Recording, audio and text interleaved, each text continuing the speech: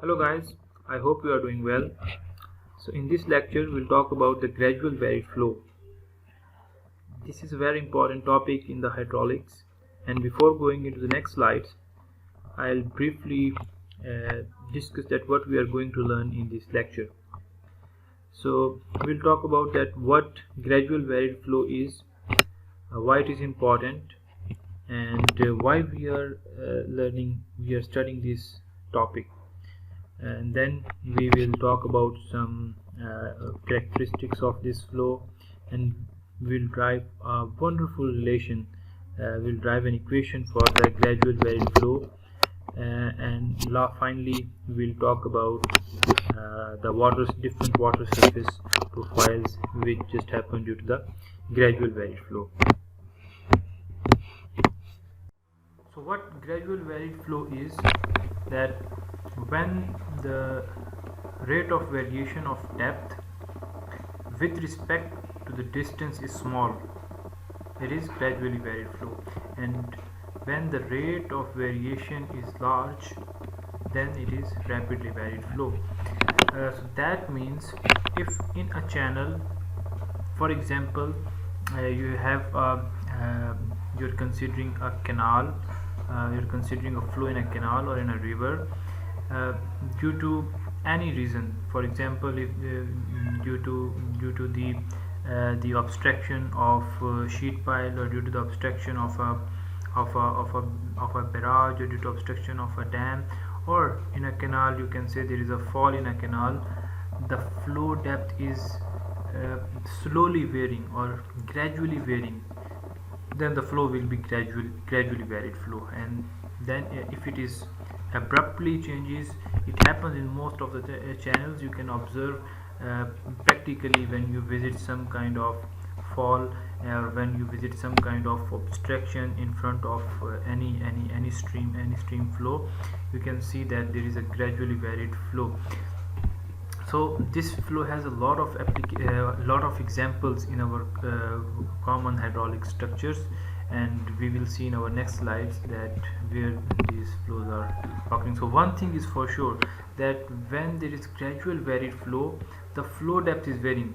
So that means that the flow, when there is gradually varied flow, then the flow will not be uniform. It is for sure, because the flow depth is varying, so it is a non-uniform flow. So in an open channel we have two kinds of flow: steady, unsteady.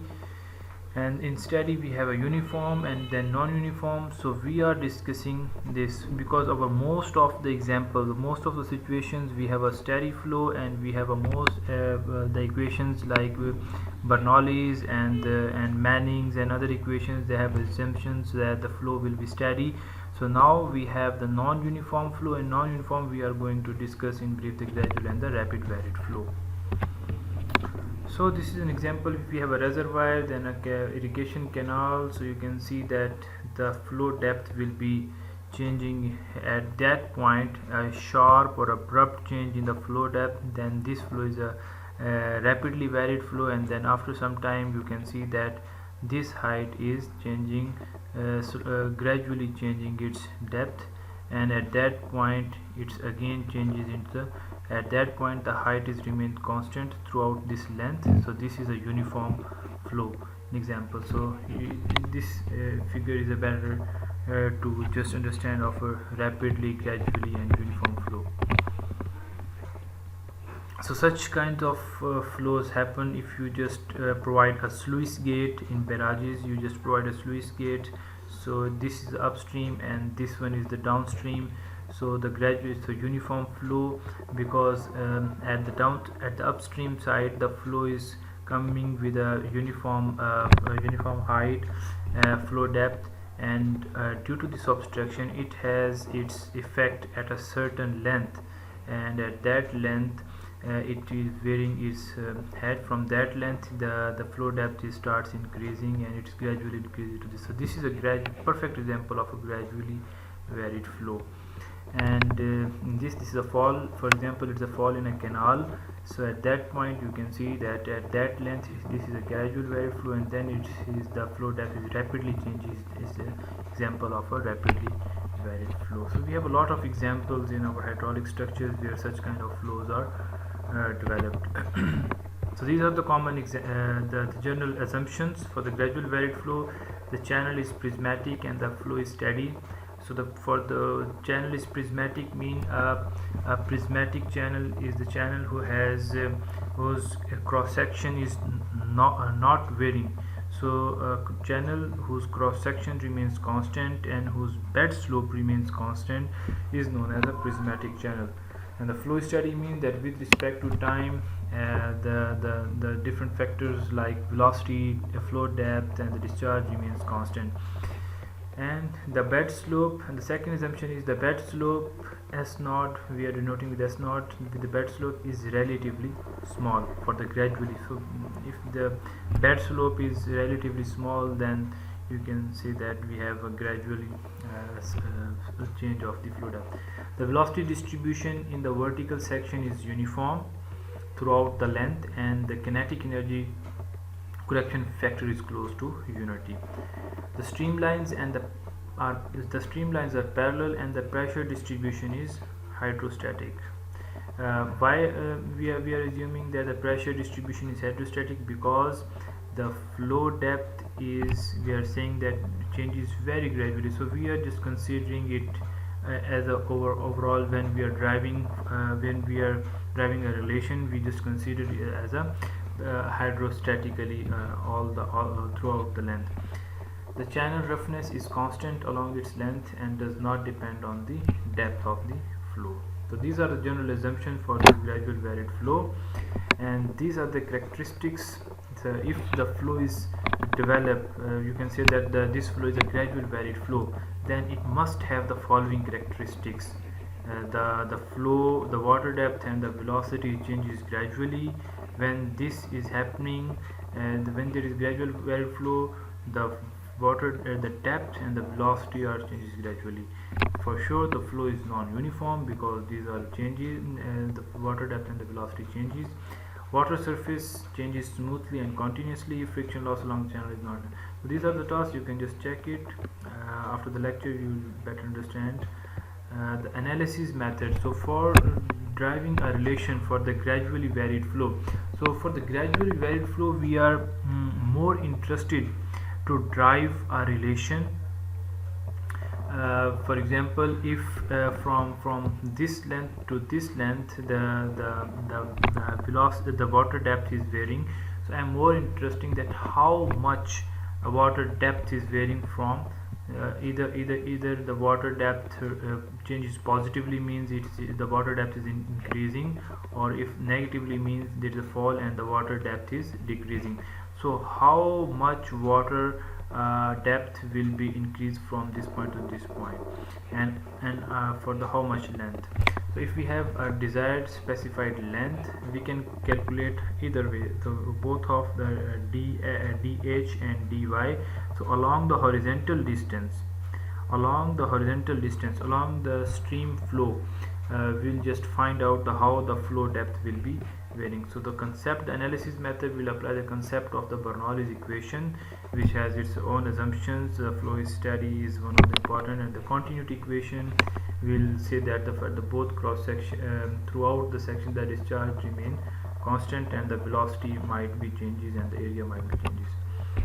So throughout the cross, this is an example. From here we just start our derivation, and this is a very important figure. I'll just start for the energy grade line. You have already studied this figure, and you must have a very good concept of this. If you don't have, then I'll again repeat it, that this is our datum line. For example, this is a canal, or a river. This is its bed of the canal, and it is at one city. For example, it's a city A, then it reaches to a city B, or you can say it just falls into the sea or in a river.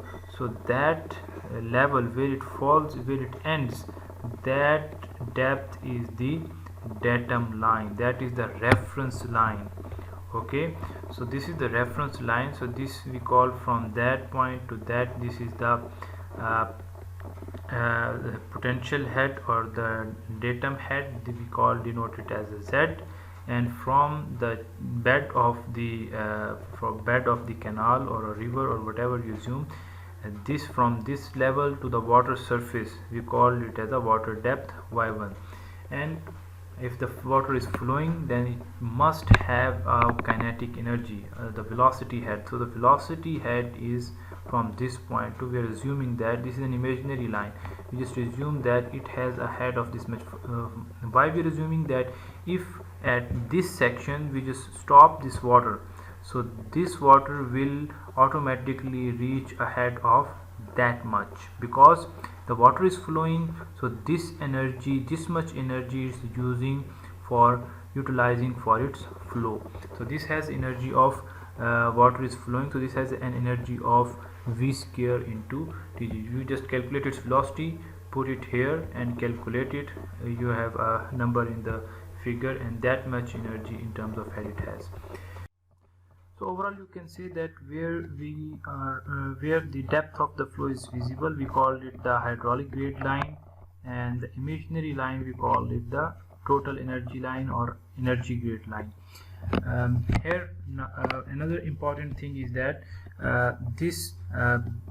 the bed or the bottom surface of this canal is making an angle with that datum line or with the horizontal line.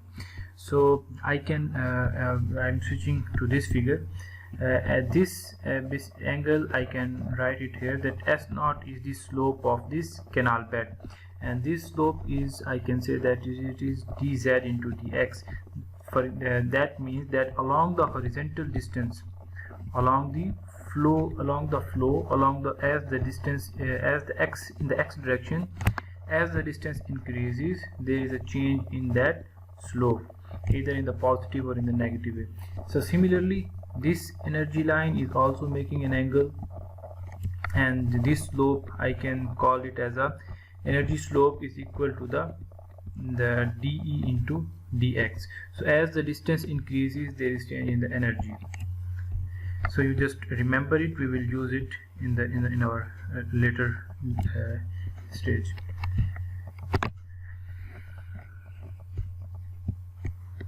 According to the Bernoullis, you know that H is equal to the potential head, that is the pressure head, and that is the velocity head.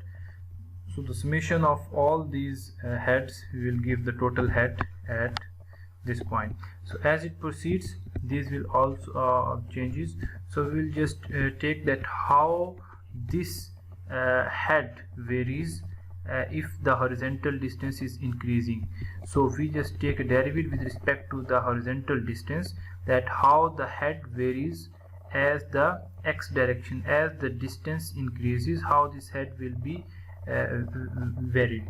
So we can write this equation as dh into dx in this form, and here you can see that dh over dx.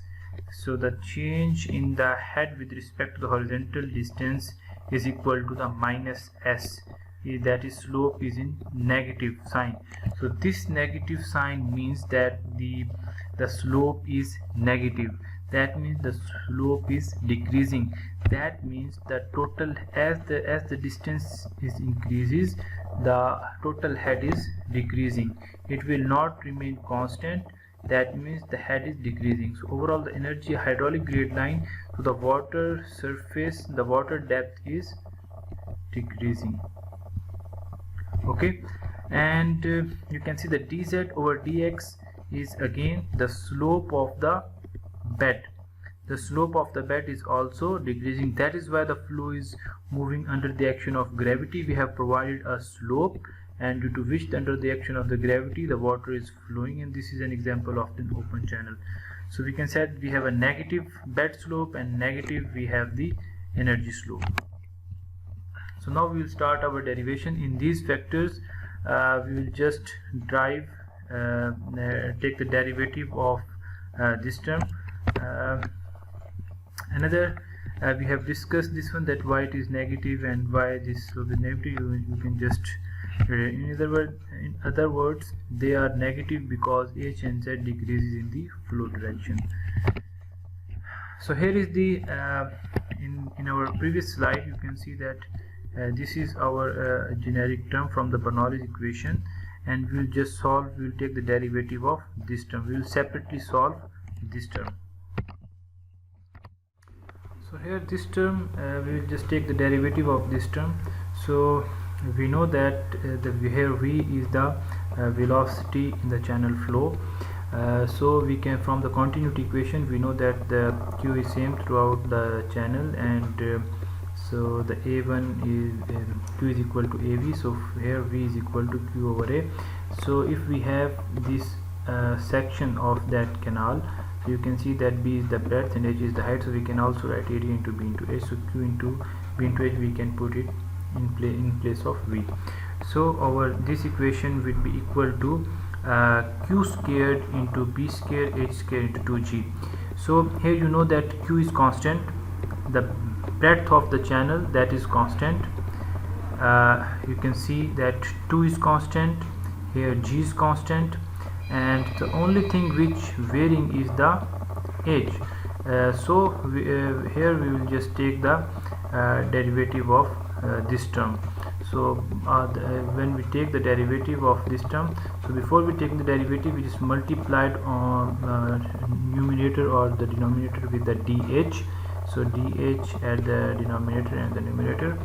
So by taking the derivative of this term, we have the minus 2 into h cube, and this term we have dh into dx. Here it is. So you can see that this term q square b square into 2g is basically is equal to the v square. So instead of this, we can write it here v square, and then when we take the derivative, we just place here minus 2, so the 2 is cancelled with this 2. And after solving this, after taking the derivative of this term, we have finally this term we will just get from the derivative of this term, that is minus v square into g by h, the dh into dx, that is basically the slope. So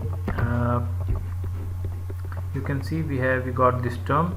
So previously we can write that the generic term dh into dx, all these terms, we take the derivative of this term, so we put instead of dh into dx, which is basically the slope of the energy line. So dh into dx, we can write it here minus s. Yes, so I'll just put the previous slide here. We can also check it. So I can write, instead of dh into dx is minus s, dx into dz into dx minus s naught, which is the slope of the bed, and plus dh into dx, we place it here, and we take the derivative of this term, and we get this term. So we put that term instead of this term, so we write it here. So you can see that dh into dx is common here, so we place the s naught in that side. So s naught minus this term is equal to dh is common here, and we can just 1 minus v square into gh, we get this term. So we are interested for the gradually varied flow, we are interested to find out that along the horizontal distance how the depth is varying. So what the gradual varied flow is. In the gradually varied flow, we just in our first slide we learned that along the horizontal distance the depth is varying gradually, step by step the depth is varying. So this equation is very important equation, which will tell us about the dh with respect to the horizontal distance by knowing all these factors, s naught, sr, and minus Froude number. So you can see v square by gh, v by under root gh is basically the Froude number. So when we take this square, we can write it here, the Froude number. So general governing equation for gradually varied flow. So here if dh by dx is positive, the depth is increasing, otherwise decreasing. So these are the general equations. So this equation is for any cross section, either your cross section is rectangular, trapezoidal, circular, whatever your cross section is, we can use this generic equation for the gradually varied flow. And for the wide rectangular section, we can use this equation. For wide rectangular section, using Manning's formula, we can use this equation as well. So now we will discuss the water surface profiles. So one thing is important to know, that there is not a single water surface profile for a gradually varied flow. It has several water surface profiles. It forms number of water surface profiles depending upon the scenario. I'll just put an example. For example, if there is a flow in a canal and it has a uniform flow, then we install a sluice gate in front of the water. There is an obstruction. What would happen? Obviously, at the upstream, the water surface would rise, and it has a backwater effect at a certain distance at the upstream. So the point where its effect would be reached, from that point the GVF, the gradually varied flow, would be started. And before further at the upstream, from that point there is a uniform flow. So at the sluice gate, at the upstream of the sluice gate, and at the downstream of the sluice gate, there are two different water surface profiles. At the upstream, water surface is rises, but at the downstream there is small opening at the bottom of the sluice gate. The water surface starts increasing. So there is different kind of water surface profile. So there are different scenarios when there is a fall. What would happen? So we will learn. So how these water surface profile for the gradually varied flow develop, we will discuss it here. For example, for a given channel with a known discharge, Manning's coefficient, and the channel bed slope, and the critical water depth, so YC and Y0, we have it here and we'll compute it. So then there are three possible relation between Y0 and YC. Actually, when there is gradually varied flow, there are three different flow depths are possible. So we'll discuss it here, first two, and then we will introduce the third one, which is the changing depth, the non-uniform depth. So for example, when there is no GVF, gradually varied flow, then in a canal there is a Y0, means a normal depth, or you can say uniform flow depth in a canal. We call it a Y0, and obviously there is a YC, there is a critical depth as well, from which if the flow depth is greater than this YC, then that means the flow is subcritical, the Froude number is greater than 1, and if the Y0 is less than that YC, and that is for that scenario, the slope would be, when the slope would be steep, obviously the YC would be greater, and the normal flow in your channel would be at that height. So that means the flow is supercritical. And there is scenario when there, you can call it as a critical channel, in which your YC, your critical depth, is equal to your normal depth. So the S0 is equal to the SC. And then there is scenario when S0 is equal to 0, means you have the slope of the channel, is straight. So that means always in an open channel, you have the canals, we have the rivers, they always flow under the action of the gravity, because water flows from higher altitude to the lower altitude. So when there is a horizontal slope, so that means S0 is equal to 0.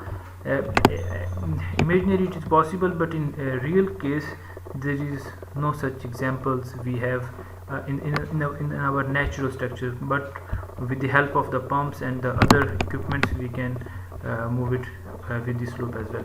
And then there is another scenario, adverse slope, means we just provide a sort of channel in which the slope of the bed is increasing, slope of the bed is increasing, and this is the case where S0 is less than 0. So these are the different scenarios which we discuss here. For the mild slope, number 1 is a channel category, mild slope. For the mild slope, we have this will denote with the mild slope with the M, and we have for the mild slope y0, the normal depth of the flow would be greater than the yc. Then that means the remarks is supercritical flow at the normal depth. So these are all the scenarios, you just read it from here, and these are for the A, for B, and different scenarios. It is explained very well here. So there is another example for these two scenarios for the D and E. For example, for the horizontal, when we have zero slope, for constant slope, for a straight slope, and we have a zero slope, no slope, and we have adverse slope. For example, it is at the upside the slope is increasing. So for the to measure the discharge in a channel with the help of, this is a Manning's equation. So the horizontal channel, S0 is equal to 0. That means this factor, the slope of the channel, is 0. If this S0 is 0, if we want to find out the discharge in it, for example, if S0 is 0, the whole Manning's equation would be 0. So that means there is no discharge, there is zero natural flow. So this is 0. And for the adverse slope, S0 is less than 0. That means negative slope, adverse slope. So Q cannot be computed. So for the horizontal and the adverse slope, the uniform flow depth y0 does not exist. The normal flow depth does not exist. And again, there is another further explanation that for a given Q, if these are things we have calculated from a channel, then y0, yc, and this is the y non-uniform flow depth. When there is GVF, then this y0 is changes into this non-uniform, and or if there is at the top there is yc, then this yc would be changed into non-uniform flow depth. The depth y is measured vertically from the channel bottom.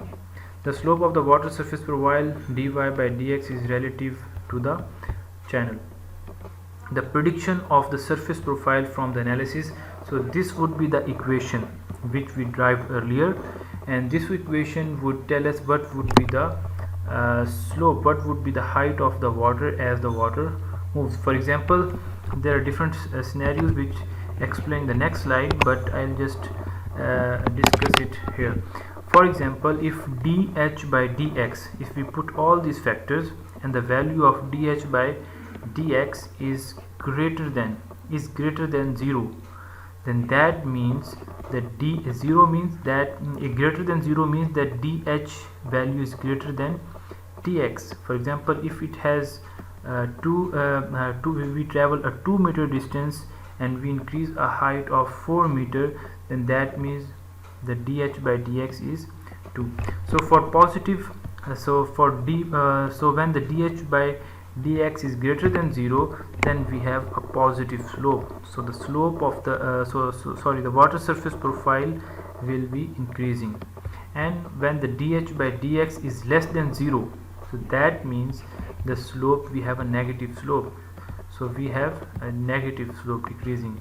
And when the dH by dx is equal to the S0, we have a horizontal slope, and when it is 0, it is parallel to that bed. So these are explained as well, also explained here. You can just read them out. This is when the slope is positive, the water surface profile increases. When there is some kind of blockage, obviously it will increases. When there is a fall, we have a negative slope, and when we have you can say that dy by dl is 0, then we have the parallel slope, and this is when adverse slope for not possible for our scenario.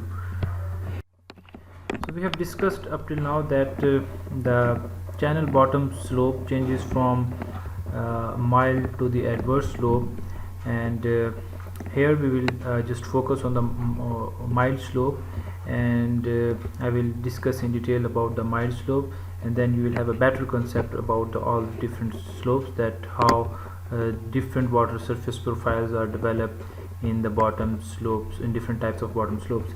For example, for the mild slope, you must remember that for the mild slope, the normal bottom slope, or the uniform the normal flow depth, or the uniform flow depth, y naught should be greater than the yc. If it is greater than the critical depth, flow depth, then it would be mild slope. And secondly, you must remember that for the mild slope, the flow would be subcritical. And then if we have a mild slope, if the bottom slope is mild, then there are possibilities that for the mild slope we will get three different types of water surface profiles, and here I'll discuss it here. Just be attentive that in the mild slope we have three different zones. This is our zone 1, this is our zone 2, this is our zone 3. Basically, if we have from the channel bottom, at that point this is our normal bottom, normal flow depth, and this is our from the bottom to that point, this is our critical flow depth. So if there is a kind of obstruction, if there is a mild slope and we provide obstruction in front of the flow, then the flow depth is, if the flow depth increases from the normal flow depth, obviously when there is blockage, this the blockage will further increase that flow depth, so the water surface profile would be increased in such a way. So this one is in the zone 1, which is above from the normal flow depth. So this water surface profile would be M1. And then when this kind of water surface profile will be developed, when we have a mild slope and there is a fall in a canal. Let's suppose there is a fall in a canal. So then you can see that the slope will be decreases. So here the y naught in the zone 2, the y naught is greater than y, so y naught will be decreases, and the slope will be the non-uniform flow depth. The non-uniform will be started from here, and the flow depth, water surface profile will be changes in such a way, and then it again move on. And for the third scenario, for the zone 3, this would develop in a scenario when we have provided a sluice gate and the water at the upstream develop in such a way, water surface profile, and when the water from the bottom of that sluice gate moves at the downstream, then it moves out in such a way and it makes a water surface profile of in this way. This is again when the slope is mild. So for the zone 3, if we're talking about this region, then that means y naught is greater than, in zone 3 y naught is greater than yc, and yc is greater than, obviously yc is greater than this our non-uniform flow depth. So in our next page, you can see, in our next slide, you can see this is an example. If you just again check, this is our for our steep slope, and the flow is subcritical. This is our for zone 1, this is our flow depth at zone 1, this is our water surface profile at zone 1 M1, the M2 at the zone 2, and M3 at the zone 3. So this is an example of zone 1, when we provide an obstruction, a sluice gate in front of the waterway. You can see that the the normal flow depth starts increasing from here, and then it starts increasing gradually and it reaches to a point here. So this water surface profile is above from this flow depth. So that is why it is y is greater than y naught, because the dy by dx is positive, or you can say the dh by dx, the value of the dh by dx, the equation which we derived, is positive now, so its value is increasing. This is one scenario. So if we discuss about its downstream, its downstream is, you can see it here, its downstream, you can see here is also a gradually varied flow. So it's this is basically, this is, we are talking about the zone 3. So this kind of water surface profile is at the zone 3, and the slope is steep and the flow is subcritical. And now again the water surface profile will form in this way. This is for the zone 3. And for example, if we have for the zone 2, when we have a fall, the slope is you can say subcritical, the flow is subcritical, and you can see that the water surface profile will form such type of these three different types of water surface profile will be developed when we have a mild slope. And these difference, and similarly you can check in your textbook about the steep slope and the critical, horizontal, and the adverse. So these are this is another view of these from the mild to the adverse slope. So in the end, you will just go for your elementary hydraulics, page number 451. These are your some exercise questions. So here we have an example related to our topic. I will just solve the first example, and then the other examples you have to solve by yourself. So in this example, it is saying that draw water surface profile for two reaches of the open channel given in the figure below.